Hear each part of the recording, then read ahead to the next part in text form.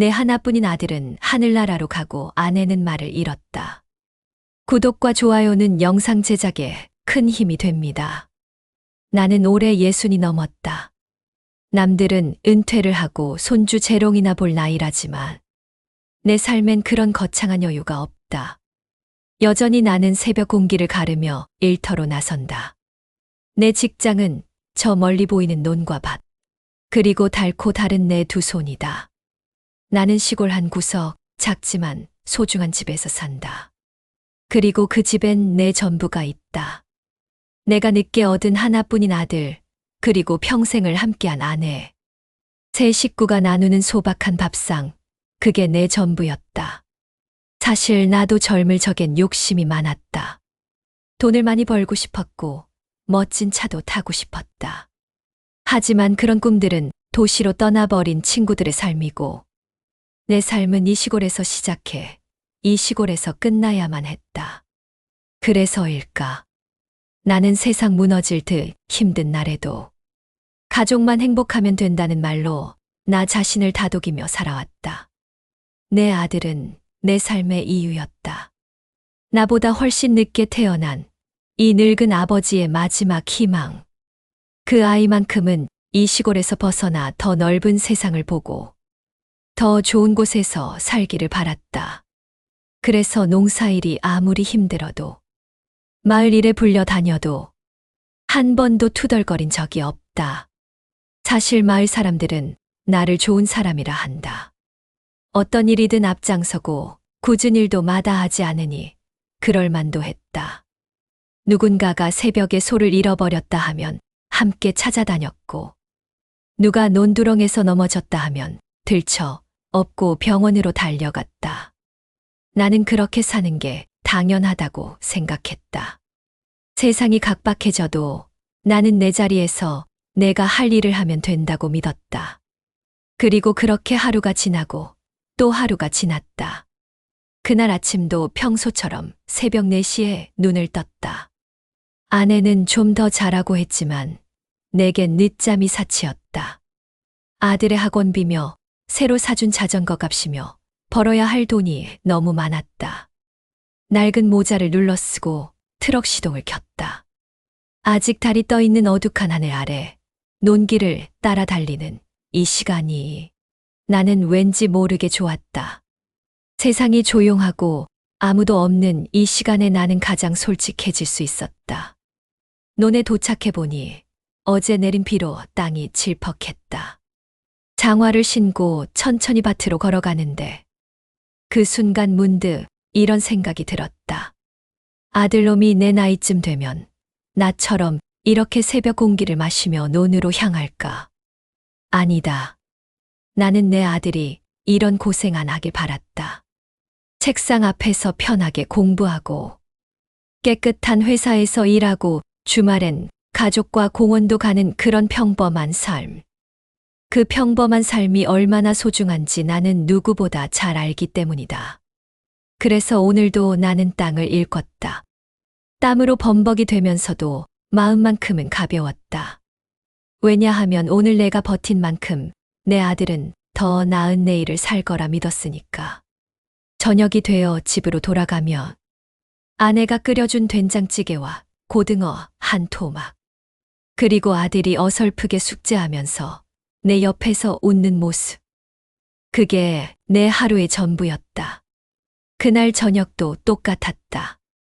조촐하지만 맛있는 밥상, 아들의 제잘거림, 아내의 잔소리 같은 걱정. 나는 그 평범함이 너무 감사해서 속으로 몇 번이고 되뇌었다. 참, 나는 행복한 사람이구나. 그날 밤 잠들기 전 나는 창문 밖을 바라보며 속으로 다짐했다. 내일도 모레도 10년 뒤도 이렇게 평온하게 살 수 있겠지. 하지만 몰랐다. 그 평범한 내일이 결코 당연하지 않다는 걸. 그날 새벽처럼 다음 날 새벽도 나는 평소처럼 트럭을 몰고 밭으로 향했다. 그냥 또 하나의 평범한 날이 시작되는 줄 알았다. 그런데 그날 내 삶의 평범함이 끝나버릴 줄은 꿈에도 몰랐다. 그날도 평소와 다름없는 새벽이었다. 땅거미가 가시기도 전에 나는 밭으로 나갔다. 구부정한 허리로 호미질을 하고 굵은 땀방울이 이마를 타고 흘러내려도 나는 언제나처럼 오늘 하루를 감사히 여겼다. 생각보다 일이 잘 풀렸다. 오전 내내 밭을 정리하고 옆집 할머니 논두렁까지 손을 보아주니 시간이 금세 지나갔다. 평소 같았으면 해질 무렵까지 일해야 했겠지만 오늘은 조금 일찍 마치기로 했다. 아들 녀석 얼굴이라도 좀 더 보고 싶네. 혼잣말을 하며 트럭을 몰고 마을길로 돌아오는 길이었다. 그런데 그때 어디선가 들려오는 굉음. 두두두두두두두두. 내가 몰던 낡은 트럭 창문을 뚫고 온 마을이 흔들릴 듯 울리는 음악 소리와 함께 검은색 외제차 한 대가 마을 골목을 미친 듯이 휘젓고 다녔다. 가로등 밑으로 휙휙 스쳐 지나가는 그 차량의 모습은 시골 마을과는 너무도 어울리지 않았다. 나는 차를 잠시 멈추고 그 광경을 지켜보다가 한숨을 쉬며 말했다. 쯔쯔, 저런 몰상식한 놈들이 다 있나. 마을 어르신들이 길가에 서서 놀란 표정으로 쳐다보시고 아이들은 겁에 질려 어머니 품으로 숨었다. 하지만 나는 그저 남의 일이라고 생각했다. 저런 놈들은 언젠가 크게 혼나야 정신 차리지. 그렇게만 생각한 채 집으로 돌아왔다. 집에 도착하니 아내가 나를 맞이했다. 여보, 고생 많았어요. 아들은 친구 집에 놀러 갔대요. 나는 별다른 걱정도 없이 고개를 끄덕이고 욕실로 향했다. 찬물로 온몸의 땀을 씻어내며 오늘 하루의 피로를 흘려보냈다. 이렇게 평범하게 하루가 또 지나가는구나. 그렇게 나는 아무 일 없다는 듯 평온함을 느끼고 있었다. 하지만 평화는 그리 오래 가지 않았다. 갑자기 집 문을 세차게 두드리는 소리가 들렸다. 형님, 큰일 났어요. 마을 이장이 숨을 헐떡이며 뛰어왔다. 농수로에 차가 한 대 빠졌어요. 사람이 안에서 못 나오고 있어요. 얼른 좀 도와주세요. 나는 그 말에 잠시도 망설이지 않고 몸을 움직였다. 마을에 무슨 일이 있으면 내가 나서야 한다는 건 이미 모두가 아는 사실이었다. 차의 줄과 장비를 챙겨 급히 현장으로 향했다. 현장에 도착하니 이미 마을 사람들이 삼삼오오 모여 있었고 그 가운데 농수로 아래로 반쯤 빠진 검은색 외제차 한 대가 보였다. 나는 그 차를 보는 순간 아까 그 광음을 내며 달리던 차라는 걸 바로 알아봤다. 결국 사고를 쳤구만. 속으로 혀를 찼지만 일단 사람부터 구해야 했다. 차 안을 들여다보니 젊은 남녀가 술에 절어 제정신이 아닌 상태였다. 운전자는 헛웃음을 지으며 정신을 못 차리고 있었고 옆자리에 앉은 여자는 고개를 푹 숙인 채 울고 있었다. 나는 사람들을 끌어내고 차를 고정하기 위해 장비를 세팅했다. 주민들과 함께 밧줄을 걸고 지렛대와 기중기를 이용해 조금씩 차량을 끌어올렸다.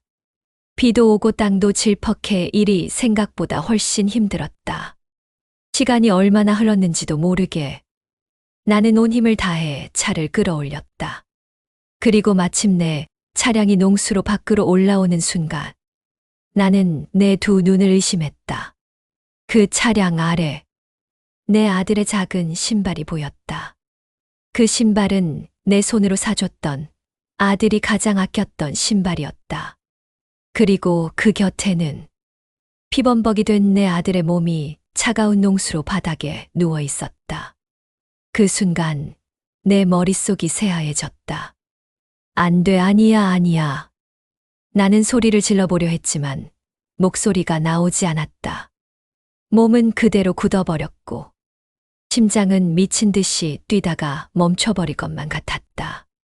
그 자리에서 나는 그대로 무너져 내렸다. 세상이 멈춘 듯한 고요함 속에서 나는 마지막으로 아들의 얼굴을 바라보았다. 그렇게 귀하게 키운 내 아들이, 그토록 지키고 싶었던 내 보물이 저렇게 차가운 땅 위에 누워 있었다. 그 자리에서 나는 기절하고 말았다. 얼마나 시간이 흘렀을까? 나는 병원에서 깨어났다. 천장이 흐릿하게 보이고 아내가 내 손을 붙잡고 울고 있었다. 하지만 내 머릿속엔 단 하나뿐이었다. 우리 아들, 내 아들 어디 있어? 몸이 움직이지도 않는데 나는 억지로 일어나려 했다. 간호사들이 달려와 나를 붙잡았지만 나는 소리쳤다. 놔, 내 아들 어딨어? 아무도 대답하지 않았다. 모두가 고개를 떨구고 있었다. 그 순간 나는 미쳐버릴 것 같았다. 침대에서 벌떡 일어나 병실 문을 걷어차고 나가려 했다. 간호사, 의사, 아내가 나를 말렸지만 나는 정신을 잃은 사람처럼 소리치고 난동을 부렸다. 내 아들 살려내라고. 그 놈들 다 죽여버릴 거야. 왜 우리 아들이야? 왜 하필 우리 아들이야? 병원 복도가 울릴 만큼 나는 소리쳤다. 누구도 내게 답해주지 않았다. 그냥 모두가 침묵으로 나를 안타깝게 바라볼 뿐이었다. 그때 나는 깨달았다. 이건 악몽이 아니란 걸. 내 아들은 더 이상 내 곁에 없다는 걸. 그제야 나는 무너져 내렸다. 병원 바닥에 엎드려 가슴이 찢어지도록 울었다. 하늘이시여, 왜 내 아들입니까? 병원에서 깨어난 지 며칠이 지났다. 그동안 나는 세상이 멈춘 듯 살아 있었다. 아들의 책상 위에는 아직도 미처 다 하지 못한 숙제가 펴져 있고, 현관에는 그날 아침 신고 나갔던 작은 운동화가 가지런히 놓여 있었다. 그 모든 게 멈춘 채였다. 오직 내 심장만 미친 듯이 고통 속에서 뛰고 있을 뿐이었다. 그날 경찰서에서 전화가 왔다. 가해자가 경찰 조사에서 한 말이 전해졌다. 술에 취해 아무것도 기억이 나지 않습니다. 그날 무슨 일이 있었는지 전혀 모릅니다. 그 한마디에 내 온몸의 피가 거꾸로 솟았다. 기억이 안 난다고? 내 아들은 그날 마지막 숨을 쉴 때까지 얼마나 무섭고 얼마나 고통스러웠을 텐데. 그놈은 그 순간이 기억이 안 난다고? 나는 도저히 참을 수 없었다. 병원에서 나오자마자 경찰서로 향했다. 누가 뭐라 해도 내 두 눈으로 그놈을 봐야 했다. 아니, 그놈의 숨소리조차 참을 수 없었다. 경찰서 앞에 도착했을 때 형사들이 내 앞을 막아서며 말했다. 아버님, 지금은 안 됩니다. 가해자가 조사 중입니다. 나는 이성을 잃고 소리쳤다. 조사? 무슨 조사를 한다는 거야? 그놈이 내 아들을 죽였잖아. 무슨 말이 더 필요해? 그냥 끌고 가서 벌을 주라고. 형사들은 안타까운 표정으로 나를 진정시키려 했지만 나는 멈출 수 없었다. 결국 그놈이 있는 조사실 문이 열리고 나는 그 안으로 들어갔다. 그곳에 앉아있던 남자는 고개를 푹 숙이고 있었다. 하지만 내가 들어서자 그는 슬쩍 나를 쳐다보더니 썩은 미소 비슷한 걸 지었다.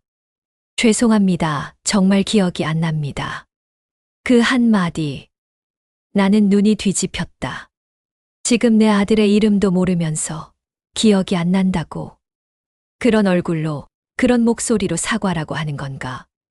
나는 참지 못하고 책상을 콱 내리쳤다. 기억이 안 나. 너 그날 새벽에 우리 마을 휘젓고 다녔잖아. 애들 겁주고 어르신들 놀래키고 농수로까지 뛰어들고. 그걸 내가 두 눈으로 봤는데 너는 기억이 안 나. 가해자는 고개를 젓더니 말했다. 술 먹고 그런 거 잘 모르겠어요. 진짜예요. 사고 낸 거면 죄송한데 일부러 그런 건 아니에요. 나는 피가 거꾸로 솟는 느낌이었다. 일부러 아니면 괜찮은 거냐? 고작 10살짜리 애가, 내 아들이 그 차 밑에서 피 흘리며 죽어가는데 너는 지금 기억이 안 난다 한마디로 끝낼 거냐고. 그때 형사들이 급히 나를 붙잡았다. 아버님, 폭력 쓰시면 안 됩니다. 지금 이렇게 하시면 아버님이 처벌받습니다. 나는 그 말을 듣고도 멈출 수 없었다. 몸은 형사들에게 붙잡혀도 내 마음은 이미 그놈을 향해 주먹을 날리고 있었다. 내 아들 살려내. 내가 죽고 내 아들 살려내. 그럼 내가 용서해 줄게. 그런데 너는 살았잖아. 너는 이렇게 숨 쉬고 있잖아. 그런데 내 아들은 이제 없잖아. 가해자는 끝내 아무 말도 하지 않았다. 그냥 고개를 푹 숙이고 있었다. 그게 더 미쳤다. 더 화가 났다. 나는 주저앉아 울었다. 경찰서 바닥에 엎드려 어른 체면이고 뭐고 다 버리고 소리쳤다. 하느님이 있다면 왜 이런 일이 생깁니까? 나는 평생 착하게 살았습니다. 남 도와주며 살았습니다. 그런데 왜 하필 우리 아들입니까? 왜 하필 내 아들이 죽어야 합니까? 형사들은 내게 아무 말도 하지 못했다. 그냥 조용히 나를 지켜볼 뿐이었다. 그날 밤 나는 혼자 집으로 돌아왔다. 아들의 방 문 앞에서 멈춰섰다. 문을 열 용기가 나지 않았다. 그저 그 앞에 주저앉아 다시 울었다. 소리 없이, 끝없이 울었다. 그리고 생각했다. 이 고통을 어떻게 해야 하지? 어떻게 살아야 하지? 나는 이제 무엇으로 살아야 하지?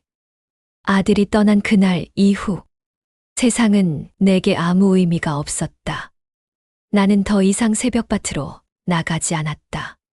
평생 일하던 논밭도 손때 묻은 농기구도 이젠 내게 아무런 가치가 없었다. 그저 술이었다. 아침에도 저녁에도 밤에도 나는 술병을 붙잡고 있었다. 아들은 이제 없고 세상도 내게는 끝난 것 같았다. 가끔 누군가 마을에서 찾아와 위로의 말을 건네도 나는 듣지 않았다. 형님, 이제 농사도 지으셔야죠. 형님, 아내분은 어쩌시고 이러십니까? 그 모든 말이 허공에 흩어지는 먼지 같았다. 나는 그냥 술잔에 내 인생을 부어버리고 있었다. 그런데 어느 날이었다. 비몽사몽한 상태로 집에 들어오니 아내가 부엌에 멍하니 앉아 있었다. 말없이 텅 빈 눈으로 허공을 바라보는 모습. 나는 그제야 문득 깨달았다. 이 모든 고통을 혼자만 겪은 게 아니란 걸. 그동안 나는 나 하나만 무너졌다고 생각했다. 그런데 내 곁에 있던 아내는 더 깊은 어둠 속에 있었던 것이다. 나는 비틀거리는 몸으로 아내 곁에 다가갔다. 여보, 괜찮아? 아내는 아무 대답도 하지 않았다. 여보, 나야. 괜찮냐고. 나는 불안한 마음에 아내의 얼굴을 들여다보았다. 하지만 그녀의 눈에는 생기가 없었다. 눈물조차 말라버린 듯. 그저 텅 빈 시선으로 나를 바라볼 뿐이었다. 그 순간 나는 온몸이 식어갔다. 여보, 왜 그래? 말 좀 해봐. 내가 미안해. 내가 당신도 지켜주지 못했네. 하지만 아내는 끝내 한마디도 하지 않았다. 그렇게 며칠이 흘렀다. 밥도 먹지 않고, 말도 하지 않고, 그저 집안 어딘가에 앉아 멍하니 시간을 보내는 아내. 나는 더는 참을 수 없어 병원으로 데려갔다. 의사는 말했다. 심각한 정신적 충격 때문입니다. 육체적 이상은 없지만 충격이 너무 커서 말문이 닫힌 것으로 보입니다. 언어장애가 아니라 심리적 폐쇄입니다. 나는 멍하니 의사의 말을 들었다. 충격 때문이라니. 그렇다면 그 충격을 누가 줬는가? 그놈이다. 내 아들을 죽이고 우리 가족을 이렇게 만든 그놈 때문이다. 나는 주먹을 불끈 쥐었다. 하지만 현실은 냉정했다. 그놈은 지금 어디선가 조사를 받고 있을 뿐. 그의 인생은 아직 끝나지 않았다. 그런데 우리는 끝났다. 내 아들은 세상을 떠났고 내 아내는 말을 잃었다. 나는 인간으로서의 삶을 잃었다. 집으로 돌아오는 길. 나는 하늘을 바라보았다. 도대체 왜 우리 가족입니까? 평생 착하게 살았습니다. 남에게 해코지 한 번 하지 않았습니다. 그런데 왜 우리에게 이런 일이 생깁니까? 하늘은 아무 대답도 하지 않았다. 집에 돌아와 보니 여전히 아들의 책상이 그대로였다. 아내는 소파에 앉아 멍하니 창밖만 바라보고 있었다. 나는 그 곁에 앉아 조용히 말했다. 여보, 미안해. 내가 당신까지 지켜주지 못했네. 내가 아들을 지키지도 못하고 당신 마음까지 망가뜨렸네. 내 말에 아내는 아무 반응도 없었다. 나는 조용히 아내의 손을 잡았다. 그 손은 차가웠다. 마치 삶의 온기가 사라진 것 같았다. 그날 밤 나는 처음으로 술을 마시지 않았다. 그냥 조용히 아들의 방에 들어갔다. 책상 위에 놓인 사진 한 장. 환하게 웃고 있는 아들. 나는 사진을 꺼내 가슴에 꼭 안았다. 그리고 속으로 말했다. 아들아, 미안하다. 아빠가 너를 지켜주지 못해서 미안하다. 너 없이 살아갈 자신이 없구나. 눈물이 멈추지 않았다. 나는 그렇게 또 하나의 밤을 눈물로 보냈다. 그리고 생각했다. 나는 이 삶에서 어떻게든 이 고통을 끝내야 한다. 내가 무너지면 안 된다. 적어도 당신까지 잃을 순 없다. 하지만 내 안에서는 이미 삶을 지탱할 힘이 하나둘 무너지고 있었다. 그리고 나는 10년이 걸리든 100년이 걸리든 내가 사는 날까지 끝까지 그들에게 책임을 묻고 그들 본인들 스스로가 인간으로서 사람으로서 죄책감을 가지도록 포기하지 않고 끝까지 내 모든 걸 바쳐서 싸울 것이다. 여러분 한 집의 가장으로서 평범하게 산다는 것이 그렇게 소중하고 소원이 될 줄은 몰랐습니다. 지금 옆에 있는 내 가족 잘 보살피시고 곁에 옆에 있을 때 사랑한다고 애기하세요. 사람 사는 세상 언제 어느 때 무슨 일이 생길지 모르는 세상이니 옆에 있을 때, 곁에 있을 때, 볼 수 있을 때, 사랑할 수 있을 때 하셔야 합니다. 남는 건 후회뿐입니다. 감사합니다. 구독과 좋아요는 영상 제작에 큰 힘이 됩니다.